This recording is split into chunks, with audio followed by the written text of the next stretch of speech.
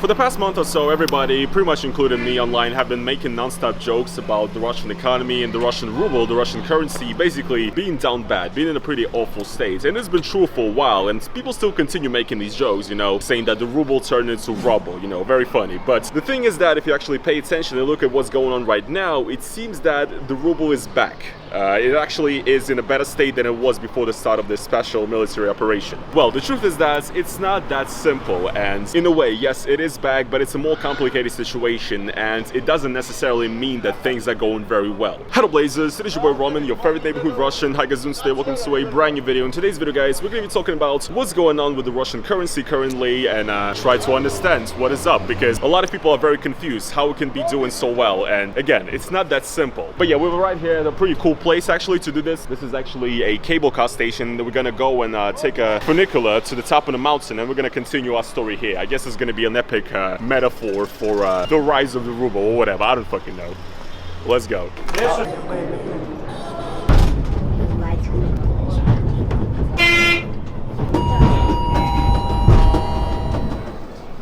Okay, here we are guys, up at the mountain of Tbilisi here at Tbilisi, looking over the entire panorama of the city. It's pretty tight, but we're here today to talk about various economic matters. So as I was saying, if you actually pay attention, the ruble is back, kind of. Before everything started, on February 22nd, it was 78 rubles for $1, okay? That was the exchange rate. And then obviously it started going down quickly. And at the height of its downfall, which was actually on March 7th, it was worth 139 rubles for $1. That was like my worst nightmare, to be honest, and it basically dropped down in value like twice. Well, the thing is that right now, April 29th, as I'm recording this video, it is 71 ruble for $1, which is like better than February.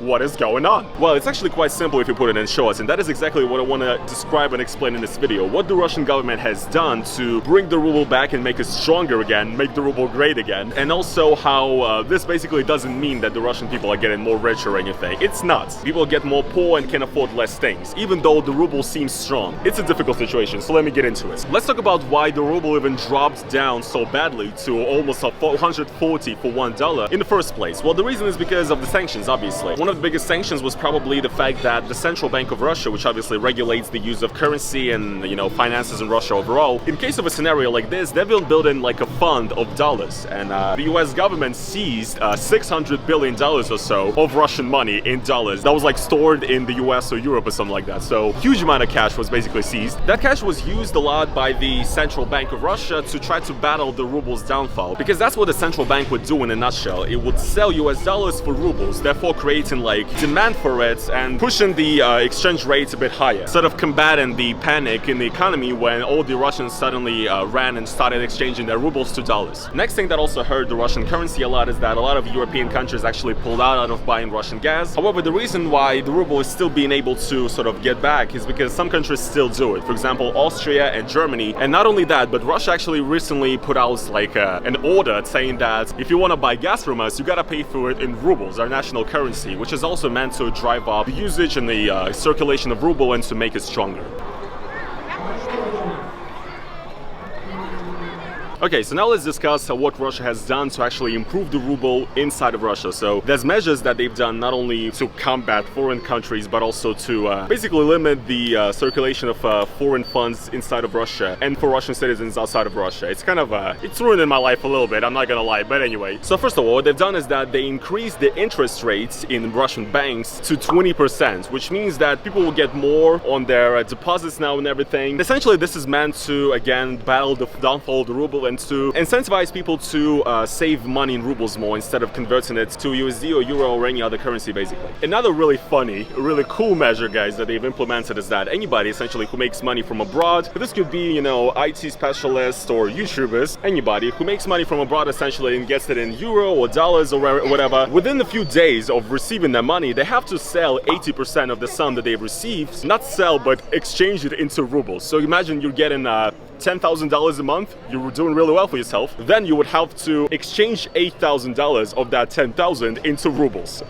It's the law, what can you do? And essentially, again, this measure is pretty obviously meant so to increase the amount of USD and Euro and other foreign currencies that the central bank has in order to battle the downfall. Another thing that Russia did as well is they limited the ways in which you can send your finances to foreign countries and foreign banks. Initially, they actually limited sending money abroad completely, but now they actually removed that, make it easier a little bit, and you can send yourself up to $10,000 a month on a foreign bank. Russia also limited the amount of money people can exchange to dollars. Here's the thing, this is basically how it works, and this is like kind of funny. If you have dollars, right, you can exchange them into rubles all you want. You're free to do it. You're turning your filthy little smelly dollars into glorious Russian rubles. But if you want to do the opposite, if you want to exchange rubles into USD, then it's not that easy and you have limitations. First of all, you can only withdraw up to $10,000 from your bank accounts for this whole year, pretty much, almost until the end of the year. And I understand this sounds like, you know, first world problems, because admittedly, most Russians don't have $10,000. Maybe they do in rubles, but not in dollars. But anyway, it's still an issue for a lot of people. And also the thing is that even if you want to withdraw these $10,000, the dollars on your account that you're withdrawing have to be older than March 2022. So essentially, if you exchange this money after everything started, after the sanctions and everything, then you cannot withdraw those dollars because that is new money. And I don't know.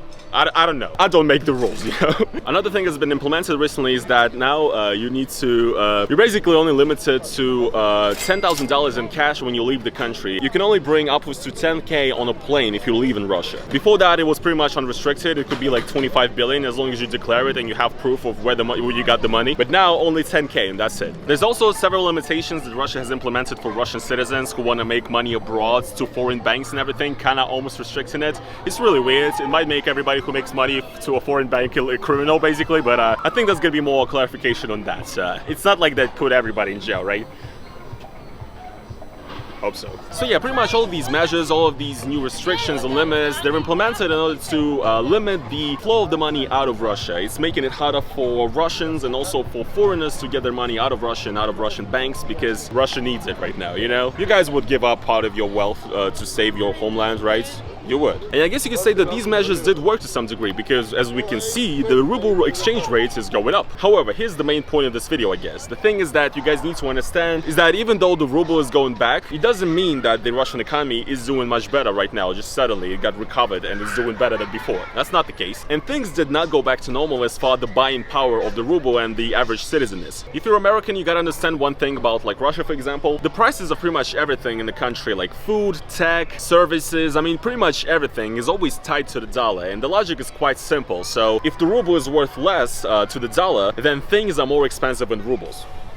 That makes sense, right? However, salaries are not really indexed and they don't really increase as quick as it falls. And when the ruble falls, that leads to Russians actually making less money on the same jobs because in dollars they make less now. And the products that we're buying that are usually shipped from the West or Asia or whatever, we have to pay for them in dollars still. So their price in dollars increases and people's salaries decrease. So basically everything just becomes more expensive and it's harder to afford. And that is still going on. And it's still going on as if the ruble's rate is like maybe like 150 right now, you know? Here's a good example, actually, my real world example, my personal situation. So I bought my computer, my MacBook Pro that I use to edit all my videos about like 8 months ago or 9 months ago, something like that. And I remember that I bought it for 170,000 rubles, okay? And right now, if you go and check on like Russian retail, tech retailers, that same MacBook, the exact same specs and everything, same color, same memory, same everything, costs 225,000 rubles, okay? That's a bit of an increase, isn't it? That doesn't really make sense. Well, it does. Because the thing is, even though the ruble came back,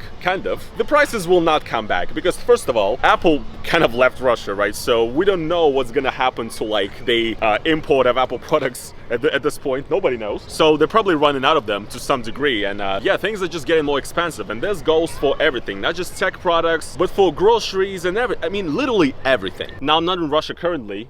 I mean, by the way, check this view. This is insane. Like literally though. I could literally misstep right now and fall down and die.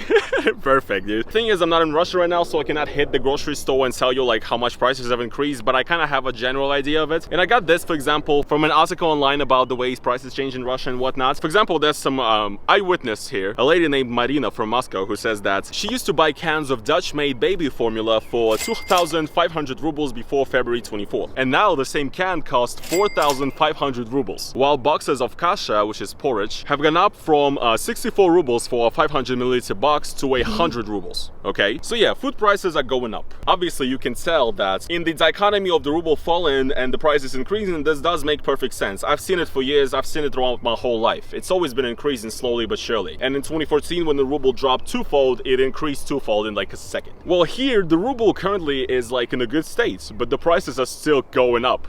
You know what I mean? For example, according to Росстат, Russia's statistics service, prices for cabbage and carrots increased up to 85% and 54% respectively, which is a lot, okay? And I'm like, when I'm calling my mom or whatever, I'm like, you noticing the prices going up? And she's like, yeah, it's hard. So yeah, everything is getting more expensive, and the reason is because prices don't just depend on the currency. It depends on a lot of factors that are being, you know, modified right now, such as the way logistics of export and import are handled. Obviously, with so many companies leaving Russia and many companies that provide freight, a lot of them stopped doing business in Russia. So there's going to be a big issue of getting things inside of Russia right now. And obviously this creates a scarcity of products that are made in foreign countries and drives prices up.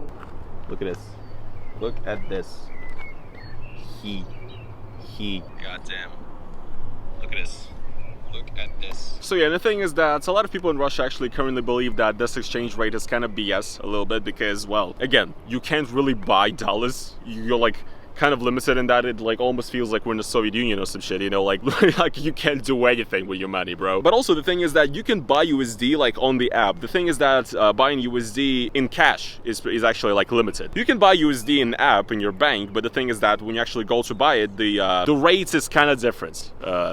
Let me actually check it right now. Look at this. This is the exchange rate right now. 71. Very nice. It's very nice. But if I actually go to like my bank, if I try to change rubles into USD, here we can actually see that it says that it's gonna convert my money by the exchange rate of 79 rubles, bro. It's not really 71, is it? And this is the case with pretty much every bank right now. Like, I mean, it's still better than 130, whatever. But like, look, I'm not an economist. I know there's probably gonna be some people in the comments that are gonna shit on me and they're gonna be like, Roman, you don't understand what the fuck you're talking about. So in Russia is based, the economy is doing really good, but I doubt it. And anyway, yeah, I mean, even Russia's officials are saying that the economy is planning a huge reset and we're gonna have an inflation of upwards to 20% or something this year, which is, I love my life. So yeah, that is basically the situation right now. I think the way to summarize it is that technically, if you look at the rates and if you look at the graphs and everything, the ruble is back in town, baby. It's doing so good. But if you actually look at the situation right now, well, there's less economic freedom for people. People are still getting poorer, things are getting more expensive, and people can afford less. And that's just the way it is, and it's the way it's been for a while. And yeah, I just wanted to make this video to share my thoughts because I still keep making jokes about the state of the ruble, and when I actually look at the graph, I'm like, what is this? I just tried to, you know, give my best assessment of the situation. Again, I'm not an economist, I'm not trying to look like one, but it is what it is. Anyways, I hope you guys did enjoy watching today's video, though. If you guys did, then please make sure to slap the like on it. I hope you guys enjoyed the scenery in these videos, so we tried to do something different and make these more interesting to watch than me just sitting on my ass in my apartment, because this is cool, to be honest. And yeah, guys, once again, slap the like if you enjoyed this video. If you want to support me additionally, then go down to the description to my crypto wallets, donate to them. And yeah, guys, that is going to be pretty much it for today's video, and I will see you guys in the next one. Peace.